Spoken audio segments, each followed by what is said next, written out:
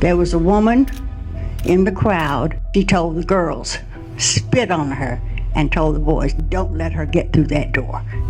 So by the time I got to the door, you can imagine, spit was dripping from the dress that my grandmother had made for me to wear to school the first day. That is 82-year-old Dorothy Counts talking about the day that this picture was taken. And it was on this day, as a 15-year-old, that she walked through a hostile crowd to become the first black student to integrate Harding High School in Charlotte. This took place on September the 4th, 1957. Police barricade where you would normally drive down into the circle at Harding. My dad couldn't get there. It's a 2-block walk from 5th Street to the entrance to the school. That was the longest 2 blocks of her life. So my dad said to Dr. Tompkins, I need you to walk with her to make sure she's going to be okay, because I need to find something to park. Usually you may see about a dozen or so kids on the street outside of the school. This was not a normal day. When Dorothy stepped out of the car to look down the hill before starting her walk,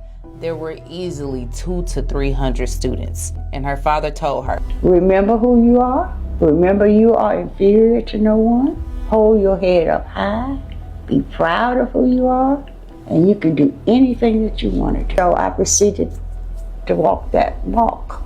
People were on the porches, they were in the yards, they were in the street, but not only students, but they were adults. So as she's walking, this angry crowd is yelling at her, saying, go back to Africa, we don't want you here. Signs were made, using the N-word, and then of course they were pushing and shoving, and then they started throwing things.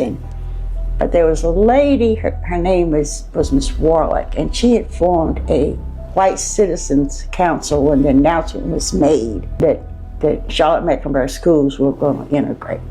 And she pulled all these people together. And so that's when she was telling the girls, don't let her get through that door, spit on her. And that's when they did.